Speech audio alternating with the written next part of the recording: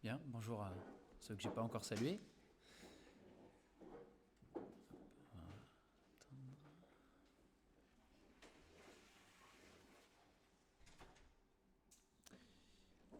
Nous allons prier de nouveau avant d'ouvrir la Bible. Seigneur notre Dieu, merci ce matin de nous avoir réunis, c'est vrai, autour de ta personne.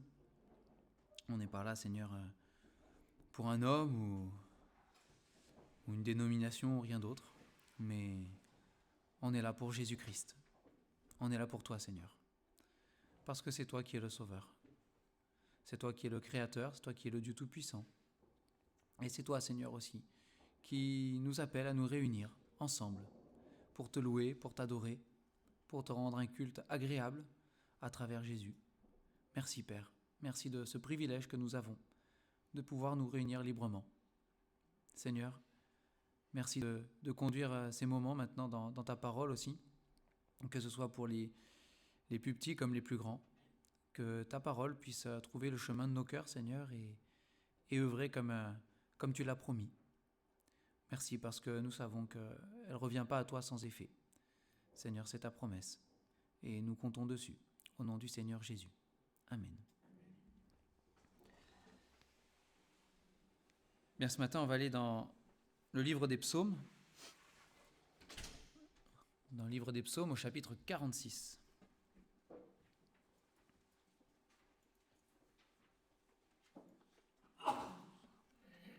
Psaume 46.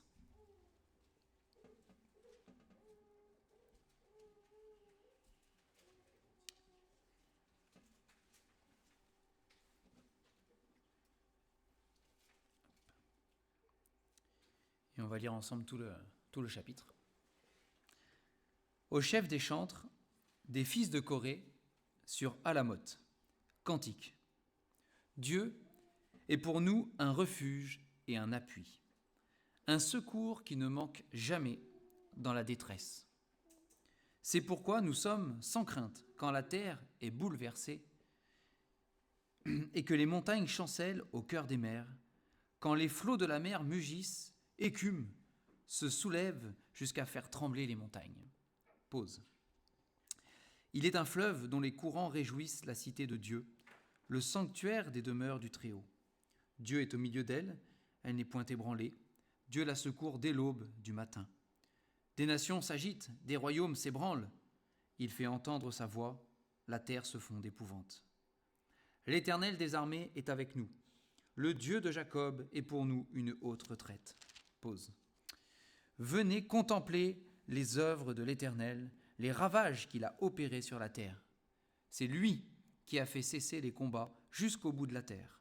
Il a brisé l'arc et il a rompu la lance. Il a consumé par le feu les chars de guerre.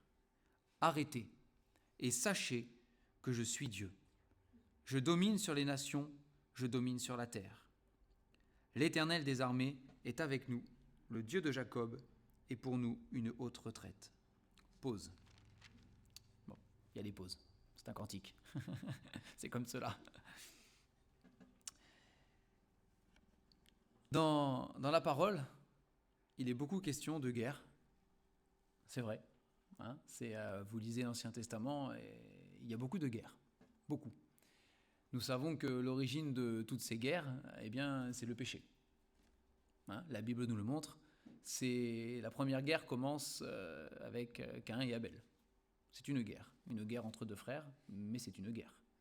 Et elle commence parce que le péché est entré dans le monde, que le péché est entré dans l'homme et que l'homme est devenu pécheur.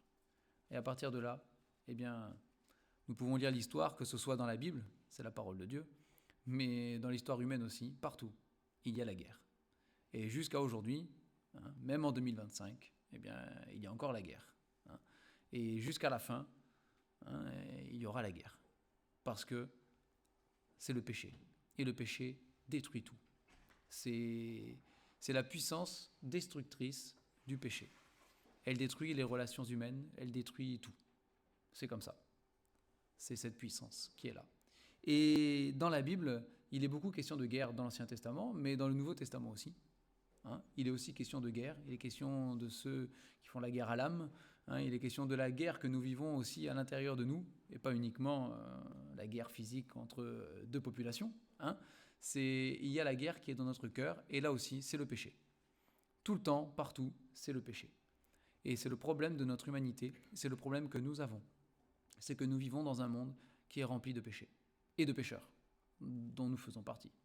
Hein. Même si nous connaissons le Seigneur Jésus et que nous sommes sauvés, n'allons pas croire que nous sommes exempts de tout et que tous les malheurs viennent de tous les autres et pas de nous-mêmes. Ce serait de l'orgueil et ce serait faux. La parole de Dieu le dit. Paul lui-même dit, des pécheurs dont je suis le premier. C'est dont je suis le premier. Et c'est ainsi. Et dans cette guerre qui est partout, en nous et autour de nous, eh bien, la Bible nous présente un refuge. Et c'est quelque chose de beau, c'est une image que j'aime beaucoup dans la parole, et notamment dans les psaumes, ça revient souvent. Et on vient de le lire, Dieu est un refuge, une haute retraite. C'est alors à l'époque des psaumes, l'époque de David, eh bien, voilà, il y a eu des guerres physiques, il y en a eu, des armées qui combattaient, etc. Et avoir un endroit où on savait qu'on était en sécurité, on pouvait se réfugier, une haute retraite où l'ennemi ne pouvait pas nous atteindre, c'était quelque chose de précieux. C'était pas rien. On savait que si on se repliait à cet endroit-là, on était en sécurité. En tout cas, on le croyait, mais on le pensait. C'était l'endroit où, voilà, là, l'ennemi ne pouvait pas nous atteindre. Et alors, ici, ce sont les fils de Corée qui ont écrit, et David, dans d'autres psaumes, exprime la même chose. Ils avaient conscience que la seule vraie haute retraite, le seul vrai refuge qui existe, c'est le Seigneur. Et c'est auprès de lui qu'ils allaient chercher ce refuge et cette sécurité. Ici, au verset 2, il dit « Dieu est pour nous un refuge et un appui, un secours qui ne manque jamais dans la détresse. » Et c'est intéressant aussi dans la parole que Dieu ne nous dit pas que parce qu'il est un refuge pour nous ou une autre retraite, on n'aura jamais de problème. On n'aura jamais de détresse, on n'aura jamais de soucis, on n'aura jamais de guerre, on n'aura jamais de conflit, on n'aura jamais tout ça parce que Dieu est notre retraite, donc du coup, on est à l'abri et ça ne nous arrivera jamais. C'est pas ce qu'enseigne la parole de Dieu. Pas du tout. Et le Seigneur Jésus lui-même nous a prévenus de nombreuses fois que nous aurons des tribulations dans le monde, nous serons persécutés, il y aura des conflits, il y aura des difficultés. Le Seigneur Jésus nous dit qu'on entendra parler de guerre, de bruit de guerre, etc. Et c'est ce que nous vivrons. C'est ce que nous vivrons. Mais dans les détresses que nous traversons, il le dit ici, si nous sommes au Seigneur Jésus, eh bien, nous avons une promesse ici. Et c'est une promesse qui est certaine et absolue, comme toutes les promesses de Dieu. Un secours qui ne manque jamais dans la détresse. Et c'est ce qui, pour nous, devrait faire la différence par rapport au monde. Le monde a ses guerres, les gens du monde ont leurs guerres, mais ils ne trouvent pas la paix. Ils n'ont pas de paix. Et la paix que le monde propose est illusoire, éphémère, elle ne dure pas, ce n'est pas une vraie paix. Le Seigneur Jésus propose la vraie paix, il l'a dit. Il ne donne pas la paix comme le monde donne, c'est celle de Dieu. Elle est divine et elle est absolue. Et dans les détresses et les épreuves, Dieu, qui est pour nous un secours qui ne manque jamais, nous donne la paix. Et c'est la raison pour laquelle, même si parfois nous traversons des crises et des choses difficiles, nous pouvons garder la paix dans notre cœur. Si nous restons attachés au Seigneur, bien sûr. Si nous restons attachés à lui. Il est un rocher, il est un refuge, mais il faut rester réfugié. Si on s'égare dans le monde et qu'on va chercher la paix ailleurs, on le répète souvent, mais l'exemple du peuple d'Israël qui sans cesse allait chercher du secours en Égypte, c'était une mauvaise idée. Et Dieu l'avait défendu. C'est un secours d'homme qui n'apporte rien, que du malheur. Maudit soit celui qui se confie dans l'homme, qui prend la chair pour appui, encore une fois. Mais si nous nous attachons à l'Éternel, si nous nous attachons au Seigneur, nous avons, parce que Dieu le promet, nous avons accès à la paix de Dieu. Et elle ne manque jamais. Jamais. C'est quand nous perdons la paix, ce n'est pas la faute du Seigneur. C'est nous qui nous sommes égarés, c'est un péché que nous ne voulons pas confesser, c'est un conflit que nous ne voulons pas régler, c'est une mauvaise décision que nous avons prise, mais ça ne vient pas de Dieu. Ça ne vient pas de lui. Lui, il ne faillit jamais à sa promesse. Si tu viens à moi, si tu confesses, Si tu t'attaches, moi je te donne la paix. Dans ce monde qui chancelle et qui bouge, moi je te donne la paix. Et la paix, vous savez, c'est la chose la plus précieuse. Les gens courent après la paix. Hein. Les gens de ce monde courent après la paix dans toutes sortes de choses, mais ils ne la trouvent pas. Et nous savons où est la paix. Et ce psaume nous rappelle où est la paix. Elle est en Dieu, et pas ailleurs, uniquement dans le Seigneur, pas dans les hommes. Ici, il dit en versets 3 et 4, hein, c'est la terre, la mer, les montagnes, tout pourrait chanceler, bouger, on serait sans crainte. C'est quelque chose, hein.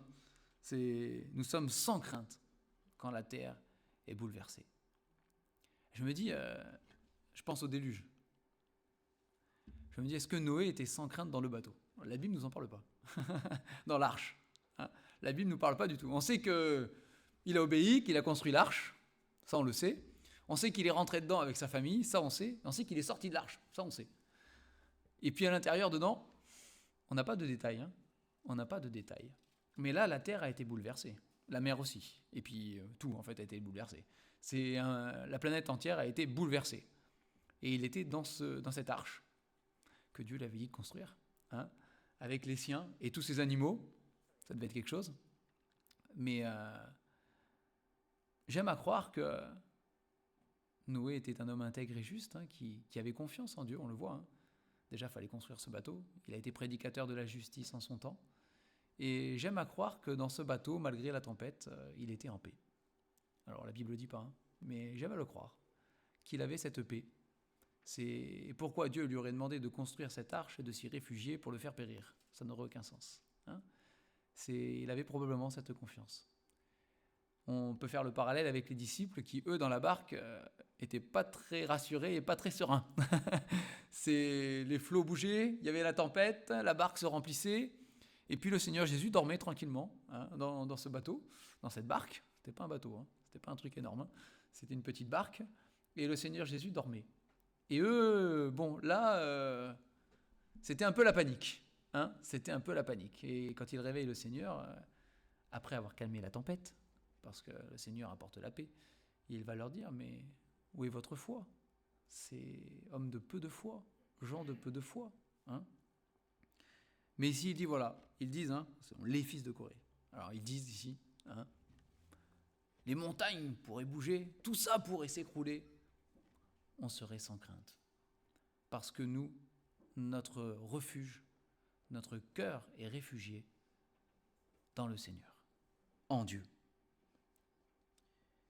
Et donc, il fait une comparaison ici. Hein. Donc, bon, c'est poétique en même temps et c'est un cantique. Hein. Mais à partir du verset 5, il fait une différence entre ce qui se passe sur la terre, avec la terre qui bouge, avec les montagnes, avec le cœur des mers, etc., qui mugissent, etc., hein. Et puis, il dit, il est ailleurs, pas de ce monde, hein, pas de ce monde. Il est un fleuve qui est tranquille. Hein. C'est un fleuve qui est paisible. Un fleuve qui ne déborde pas pour faire des inondations, qui n'engloutit pas des maisons, un fleuve qui ne fait pas trembler la terre.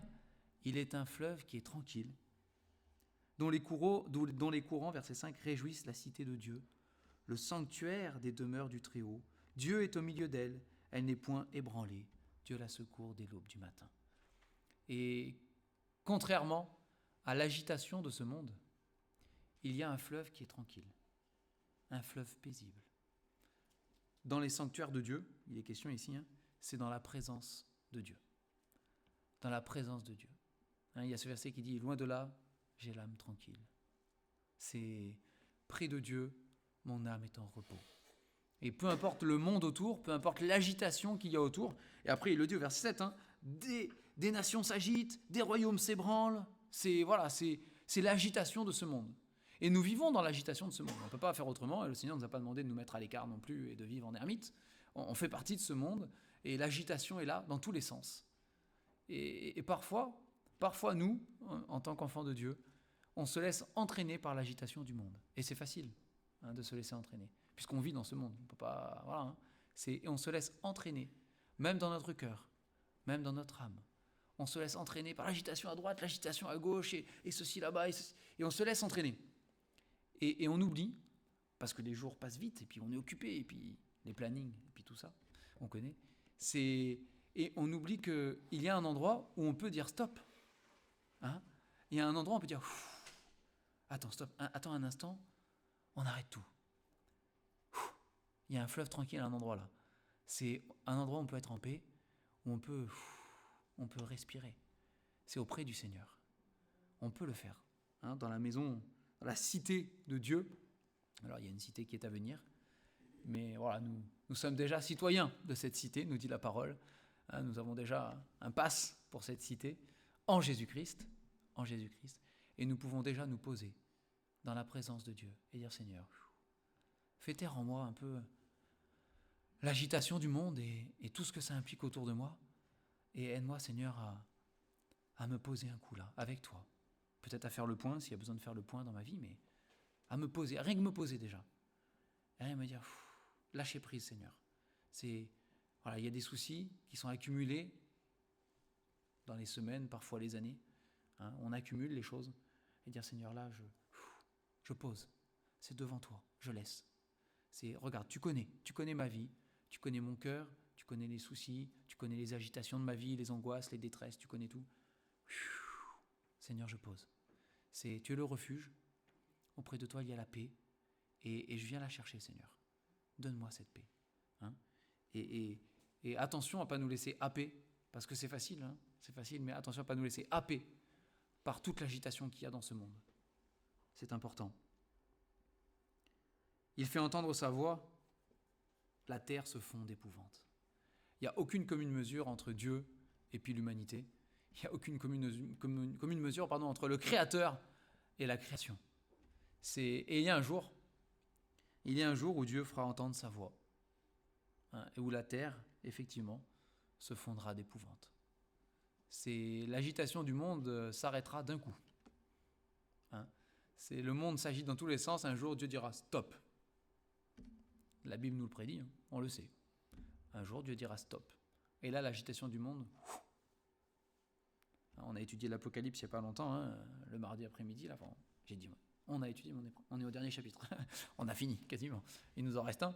Mais oui, il y a un jour où l'agitation de ce monde va être stoppée par le Seigneur. Hein.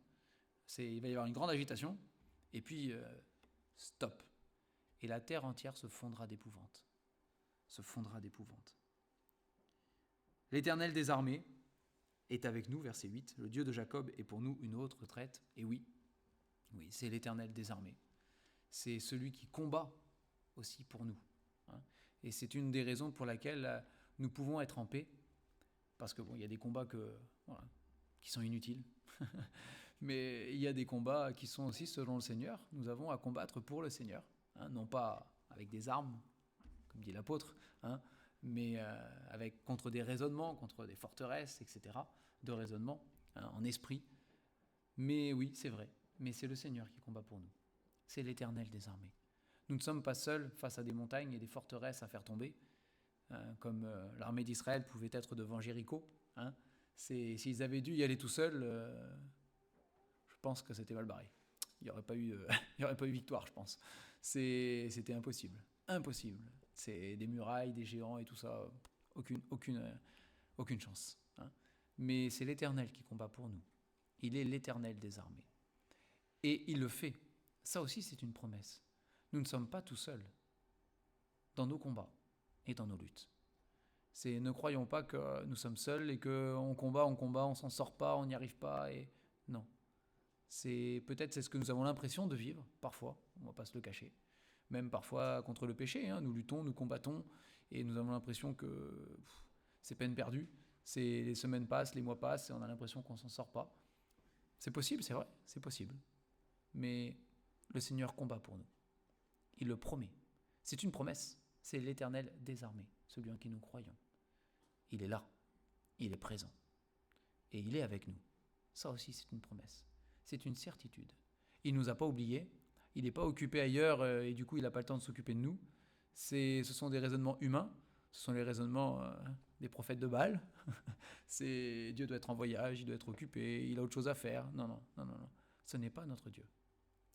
Nous parlons d'un Dieu qui dépasse toute pensée humaine, d'un Dieu qui qui est partout en même temps et qui sait tout en même temps et qui est illimité, qui est infini, qui est éternel, qui n'a aucune limite, aucune. C'est non. Dieu n'est pas trop occupé pour s'occuper de moi. Dieu n'a pas autre chose à faire. Ce n'est pas vrai. Dieu a le regard sur moi. Il l'a promis.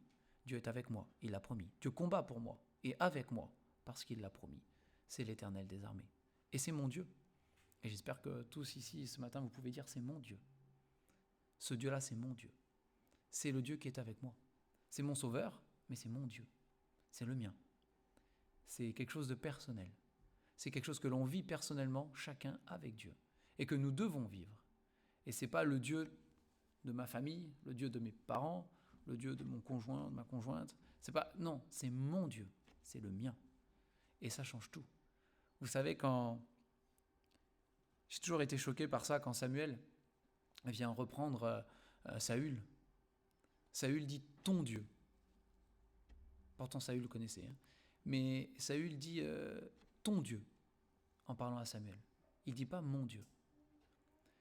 Je ne pense pas qu'on voit une seule fois dans la bouche de David après ton Dieu. David dit mon Dieu. C'est pas le Dieu du prophète. C'est viens avec moi, Samuel, hein, avec ton Dieu, que le peuple voit. Pourquoi ton Dieu? Pourquoi pas mon Dieu, hein? Et j'espère que chacun d'entre vous, là, pouvez dire, c'est mon Dieu. L'Éternel des armées, c'est mon Dieu. C'est le mien. Il est à moi, je suis à lui, je lui appartiens, il m'appartient aussi. C'est une relation que j'ai avec lui. Mais c'est l'Éternel des armées. Alors après, au verset 9, hein, les psalmistes, parce qu'ils sont plusieurs, les fils de Corée, c'est un psaume composé à plusieurs, un cantique à plusieurs, les psalmistes ont une invitation. Ils disent, venez, contemplez les œuvres de l'Éternel, les ravages qu'il a opérés sur la terre. Venez contempler les œuvres de l'Éternel. Ils invitent. Il y a des sceptiques, eh bien venez voir. Il y en a qui ont des doutes, venez voir. Il y en a qui ont des craintes, venez voir. Qui que vous soyez, venez. Vous avez une question, vous avez un doute, venez. Venez et contemplez ce que Dieu fait. Et vous verrez. C'est dans Job, j'aime beaucoup, quand il dit mon oreille avait entendu parler de toi, mais maintenant mon œil t'a vu. J'avais entendu des choses, mais maintenant je l'ai vu de mes yeux. Et ça change tout. Et ça change tout. Et c'est l'invitation qui est là. Venez et contemplez. Venez. Lisez la parole de Dieu. Méditez la parole de Dieu. Priez. Mettez Dieu à l'épreuve en quelque sorte. Priez. Allez-y, adressez-vous à Dieu, priez. Et vous verrez. Vous verrez ce que Dieu fera pour vous.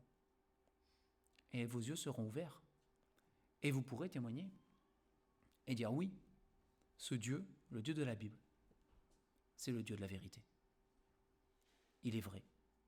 Et il est vivant. C'est pas une théorie, c'est pas une idée, c'est pas un concept, c'est pas une religion, il est vivant. Et pour de vrai. Dans ma vie, il est intervenu. Il a agi et je l'ai vu. Et je peux en témoigner. Je peux en témoigner. Verset 10, verset magnifique. C'est lui qui a fait cesser les combats jusqu'au bout de la terre. Il a brisé l'arc, il a rompu la lance, il a consumé par le feu les chars de guerre. Et là, on a envie de dire, si seulement c'était maintenant, en réalité sur toute la face de la terre. Ça peut être le cas dans notre cœur déjà grâce au Seigneur Jésus, parce qu'il y a une guerre contre le péché, c'est vrai, et le Seigneur Jésus nous apporte la paix.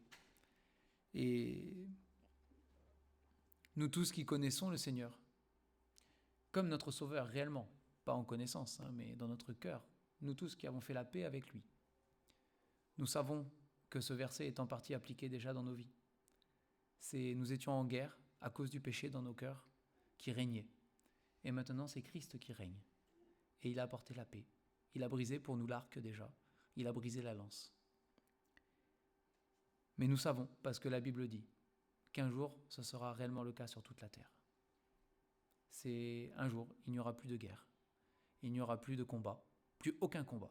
de quelque sorte, hein, c'est le moindre petit conflit, combat, n'existera plus. La Bible déclare que Dieu est le Dieu de la paix. C'est le prince de Christ est le prince de la paix.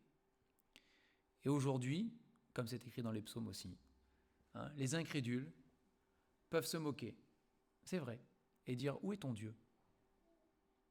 Où est ton Dieu d'amour? Où est ton Dieu de paix? Regarde ce qui se passe sur la terre. C'est vrai. Et les psaumes en parlent. Hein. Ils disent ah ah, où est ton Dieu? Etc. Mais un jour, Dieu fermera toute bouche. Et toute langue sera aussi muette. Hein. Enfin, toute langue confessera que Jésus est Seigneur.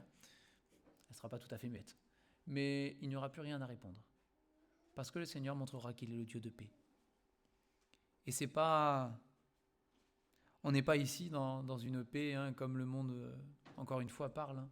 C'est pas juste un conflit qui sera résolu parmi tant d'autres. C'est une paix éternelle. Quand Dieu brise l'arc et rompt la lance, personne ne les reconstruit après. Hein. C'est de cette paix-là dont il est question ici. Hein. La lance ne sera pas reforgée, l'arc ne sera pas réparé.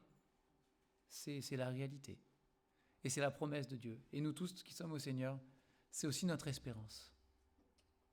C'est notre espérance. Nous vivons dans cette espérance, qu'un jour nous verrons ce jour. Nous verrons cela. Qu'un jour nous serons dans la louange et l'adoration devant notre Dieu. De dire Dieu, tu es le plus grand.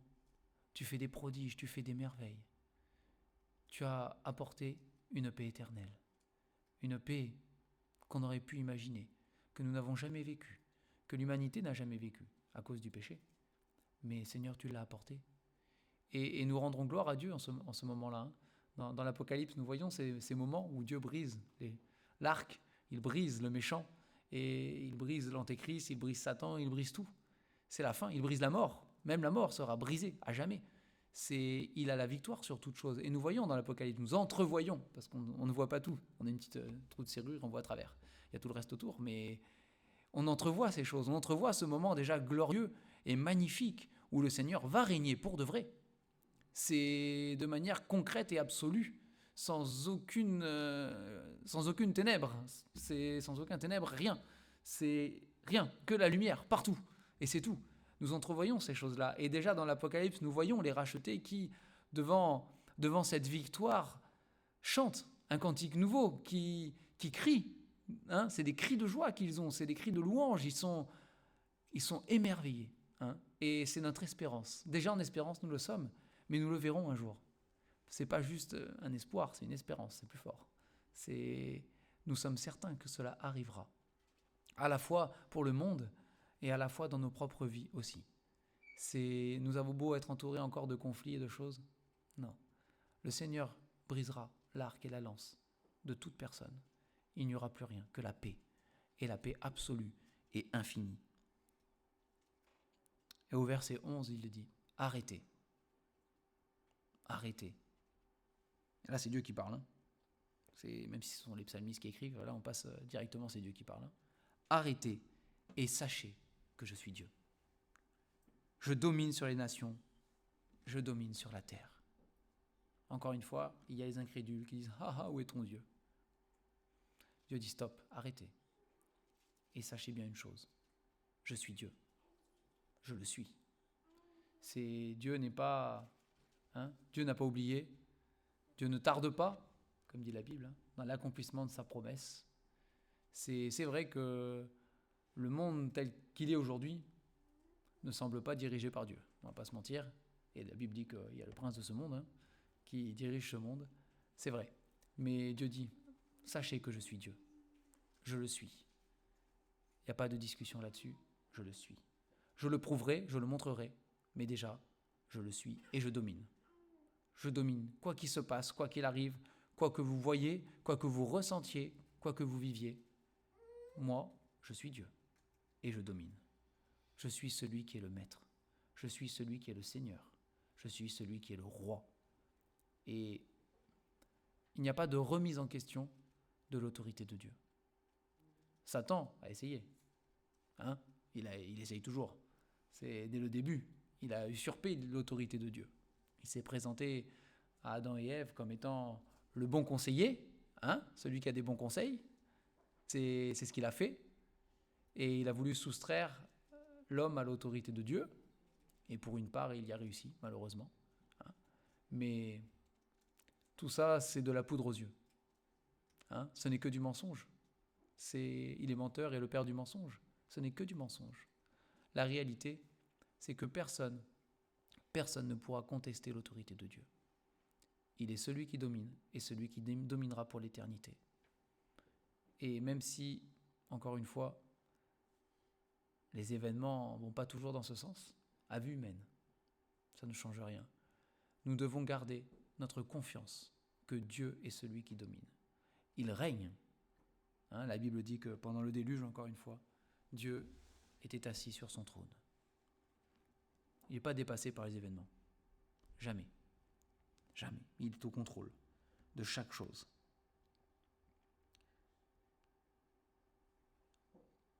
Au verset 12, il le rappelle, l'Éternel des armées est avec nous. Il est avec nous. Ça sonne un peu comme prenez courage. Hein? C'est prenez courage. L'Éternel des armées est avec nous. Il est de notre côté. Il est dans notre camp. Hein? Il est du côté des justes, c'est ce que disent les psaumes plusieurs fois, ou les proverbes aussi, hein, et toute la parole. Il est du côté des justes. Il est du côté des enfants de Dieu. Il combattra pour nous, dit la parole de Dieu. Il marche devant nous, il nous précède, et il nous suit, il nous entoure, il est partout à la fois. Hein. Mais prenez courage, soyez encouragés, parce qu'il est avec nous. C'est une vérité. Il est avec nous. Et c'est fort. C'est des tout petits mots, mais c'est fort. Dans notre foi, c'est fort. C'est fort. Et le Dieu de Jacob, il le répète, est pour nous une haute retraite. Ce Dieu-là, quand on se réfugie en lui, on peut être serein. Mais vraiment, on peut être confiant, pleinement. C'est dans la paix. Dans la paix. Et ce matin, j'espère que chacun d'entre vous, vous avez la paix de Dieu. Et que vous vivez aussi dans cette paix. À la croix, nous obtenons la paix. La paix avec Dieu. Parce qu'avant la croix, avant de rencontrer la croix, nous sommes condamnés à cause de nos péchés. Nous sommes sous la colère de Dieu. Et nous sommes ennemis de Dieu. C'est ce que la Bible dit. Nous sommes en guerre contre Dieu, qu'on en ait conscience ou pas. C'est la vérité.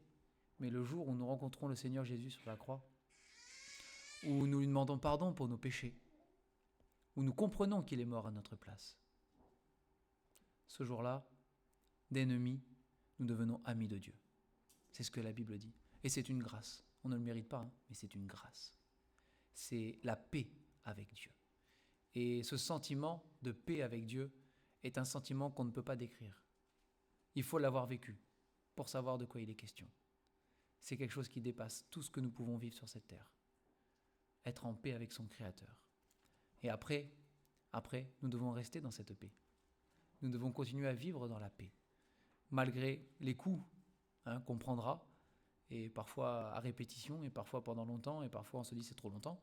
Mais malgré tout cela, nous devons garder cette paix et vivre dans cette paix que nous procure cette retraite et ce refuge qu'est le Seigneur. Et quand nous sommes malmenés, comme les disciples dans la barque, n'ayons pas peur de réveiller le Seigneur dans tous les cas. Il dort pas. Il dort pas. C'est une apparence. Mais bon, là, il dormait dans la barque. Hein. Mais là, il n'y a plus de barque. Il n'y a plus d'humanité. Il n'y a plus de côté humain dans le Seigneur. Hein. Là, il ne sommeille ni ne dort. N'ayons pas peur de toquer quand nous sommes malmenés et de dire Seigneur, non pas dans la panique et dans voilà, mais dans le calme, Seigneur. Allez, regarde, là, ça secoue. Maintiens-moi dans ta paix, Seigneur, que je puisse me réfugier en toi. Et le Seigneur le fait. Encore une fois, il l'a promis. Il l'a promis. Je vais prier pour terminer.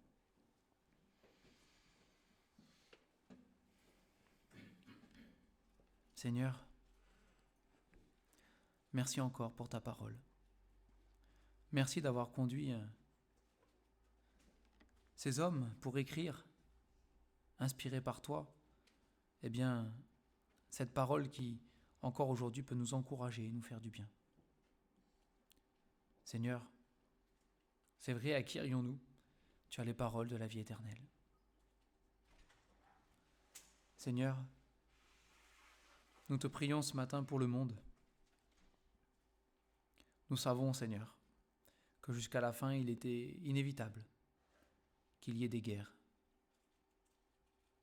des conflits, des combats. Nous le savons. Mais Seigneur, nous prions que dans cette humanité,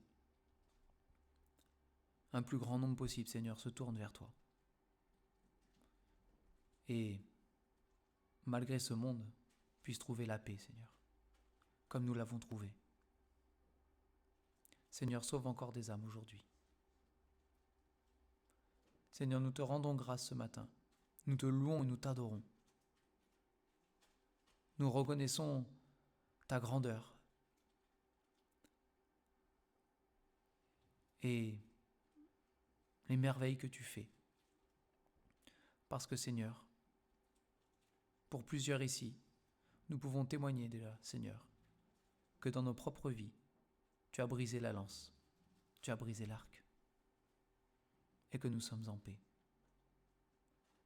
Et Seigneur, ce matin encore avec ta parole, nous voulons proclamer notre Dieu, que la paix ne viendra pas de l'homme, mais qu'elle viendra de toi.